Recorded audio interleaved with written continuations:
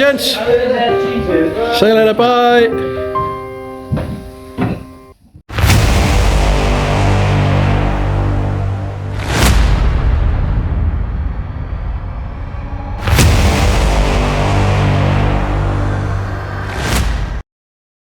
It's time for the big unveil. This is the repair we've been working on, and this is the first time the clamps have come off. One shot deal. I'm not going to clamp it up and shoot this twice, so there we go. Clamps off. Spreaders off.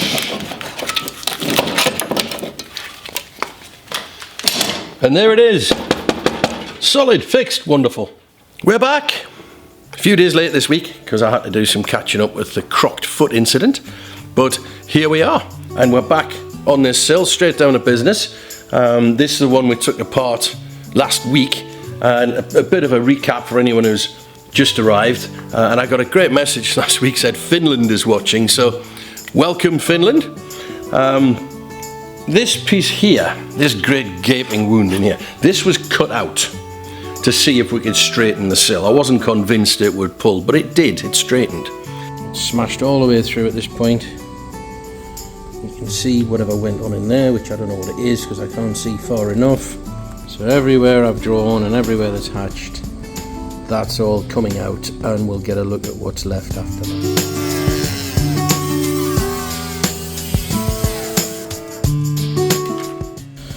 And that damage has gone all the way through. But the thing that went through the outer had also partially gone through the inner, and that is where last week Gordon and Rich cut that out so we could get rid of the damage and put a fix on it. And this is the fix. And essentially what we did was to cut out the inner skin. That was then cleaned and straightened. We cut out the honeycomb, that came out, and then it's been rebuilt with fresh honeycomb. It's all clean, degreased, etch primed. Fresh honeycomb in the hole. The original piece of inner skin glued to that, and then this doubler has been riveted over the top, and it's got, I don't know, 42 rivets or something like that, and a decent number of rivets, 8th stainless steel low profile rivets, and many glue. And that is now a nice solid repair.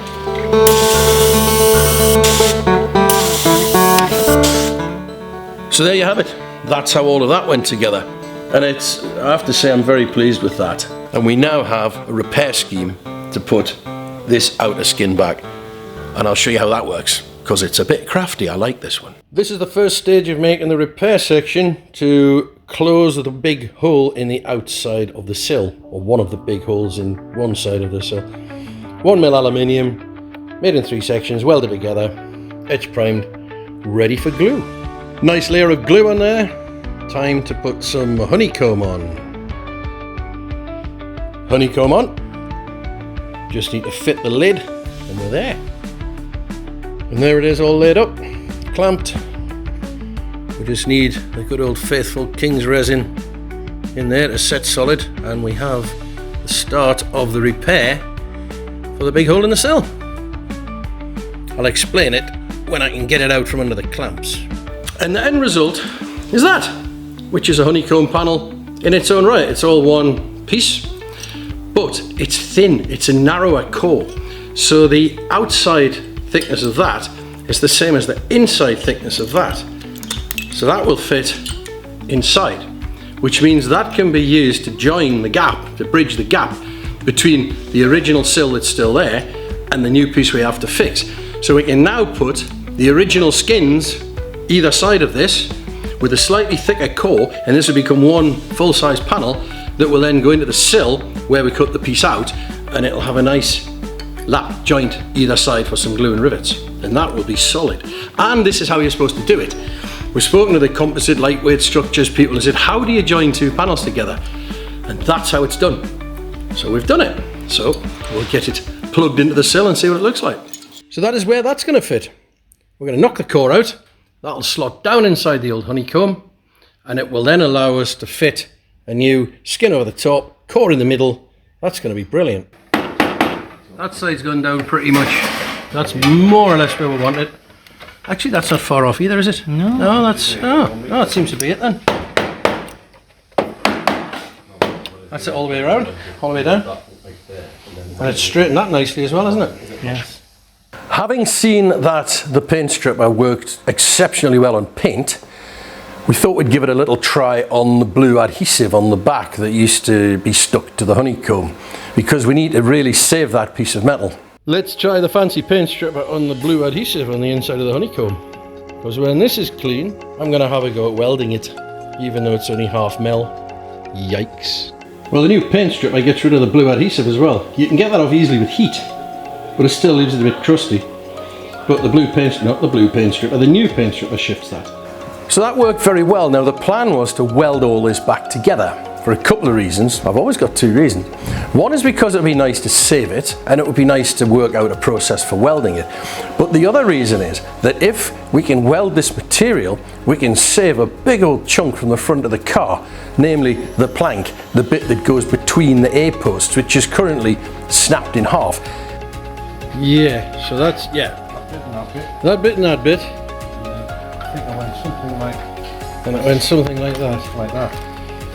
And if we can repair the holes in the outer sills, we can save this. Yeah, that's the plan anyway. We know we can get the honeycomb out. We know we can clean the metal up. It's whether it will weld. So I thought, let's have a crack at this piece that goes in the side, and if that will repair, we're in business. That's roughly welded. It's glued together. It's problematic welding half mil aluminium. I've kept the shape because it's been stretched so it's thinner than it's supposed to be, so it's actually less than a ½ millimeter. And I left a little bit on the welds. I'm going to stretch it further to homogenize, I guess is the word, all the material together, and then shrink it flat. Now what tends to happen with this is this is a 2000 series aluminium. It's a copper aluminium alloy, and it's really hard and springy. It doesn't like to weld. So I've welded it with a softer filler rod.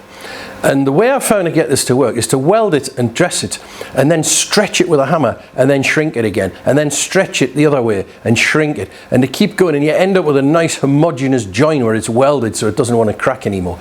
So that seems to have gone really rather well. There's hope for the plank.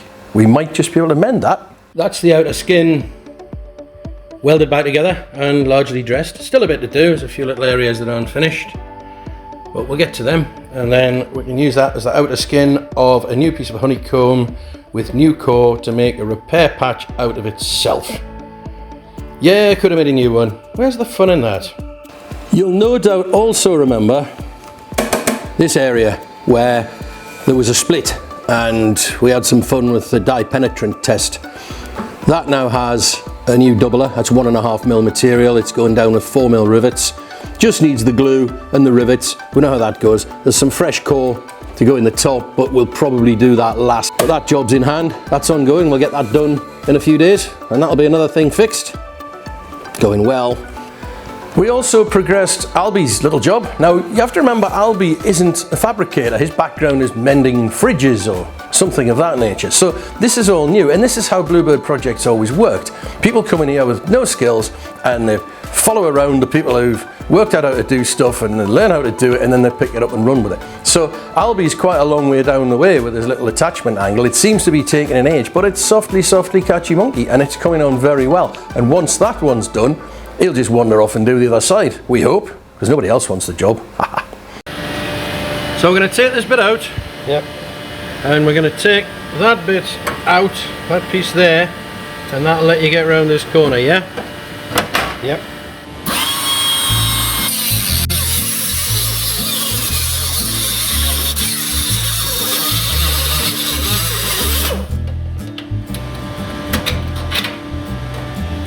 More scrap!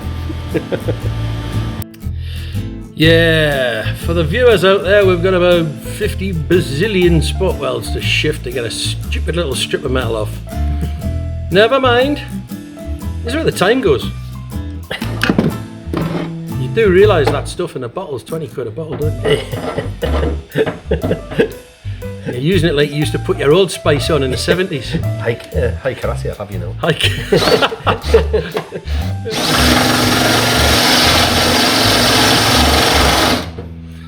And And for the ladies and gentlemen, keep it still for goodness sake. Yeah. That's a Sykes Pickavant spot weld cutter. Very good. Me or the tool?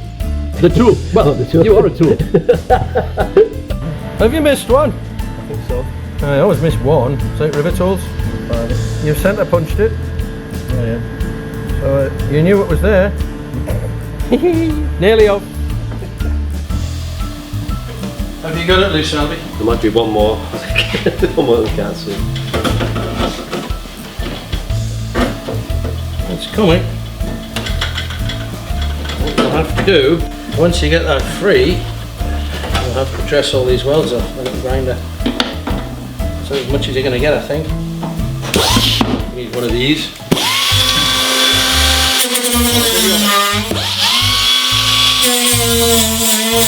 Trying to remove all of these. What did you do that for? Just got carried away. Looking good. So put that one back in now and then. That one back, yeah, and work out where your next one goes. Yeah. It's taking half a day to get 20 spot welds off. Murder, isn't it? That's why you got that job. I'm on overtime now.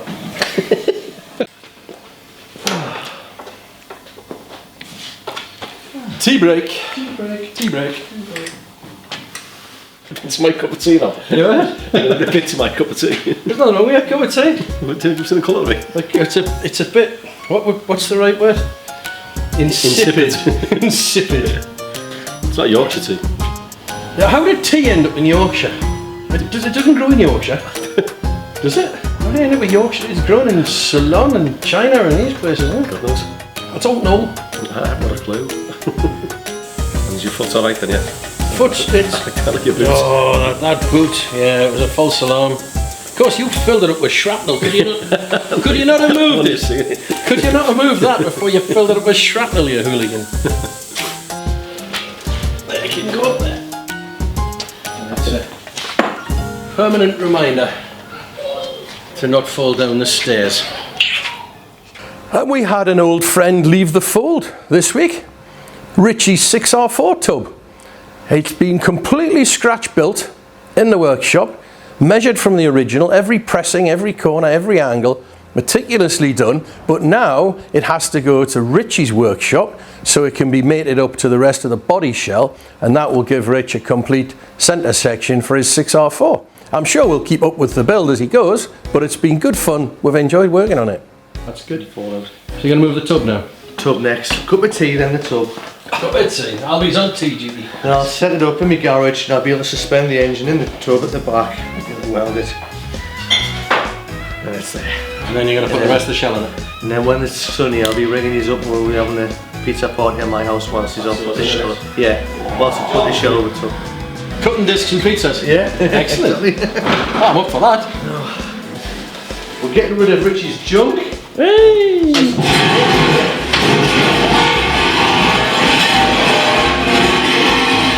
Oh, stupid thing. Yeah, I'll put the back side this way. And then I'll put the back end this way. Don't have a scrap dealers to disappear with your valuable Pneumatic kit. types in here. Pneumatic types. I can't use that now. No what? That's all, is it? I don't know. Mind you, Can't use anything. You're not allowed to use the P word. Oh yeah. That's offensive. I don't even know what that is. Pianist. Pianist. All right. Yeah. The thing is, our audience, as we've discovered, is pretty much people like us, so we're fairly safe. Someone will get upset. Someone will get upset. Sounds here ready. Much back. Yep, it's definitely a heavy end. Over there.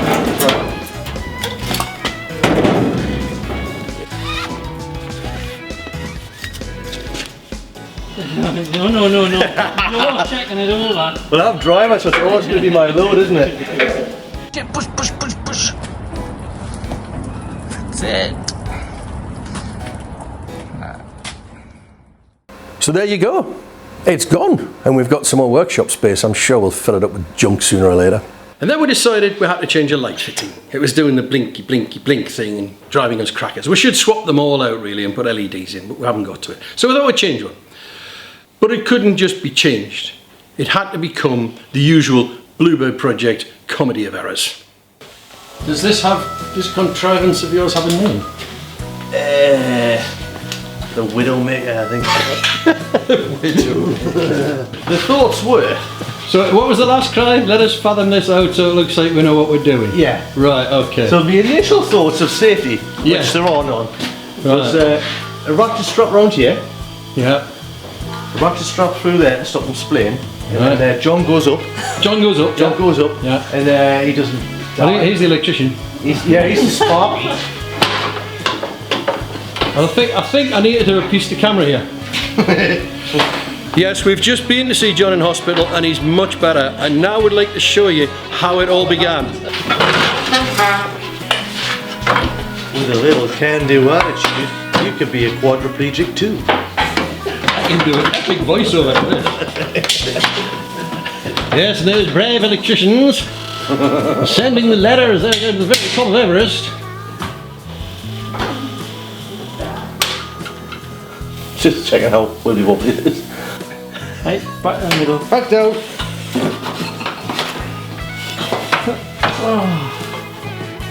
Oh, you bugger! I'm laughing at still on the metal trestle thing here. Two of you up an aluminium ladder, working on a live light fitting. It's like, I'm not holding the metal anymore, I feel safer around. I've got my rubber boots on. Rubber boots and hanging up with ratchets. It's like that cup you're seeing. Cut the green wire. Cyclists. Red and green. Learn the bloody difference. That one into that one. A little bit of a spark. Hey! Oh, it's like daylight in here. Wow! Look at that. Much better. Much better. Even that one, what a difference. Well done, John.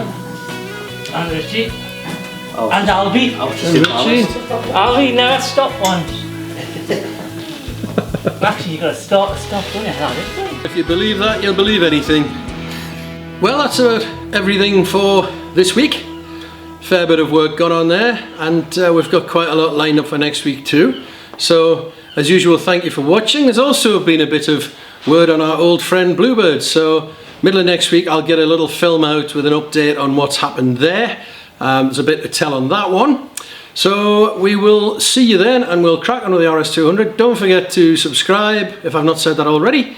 And see you later, Finland. What are you up to, Al?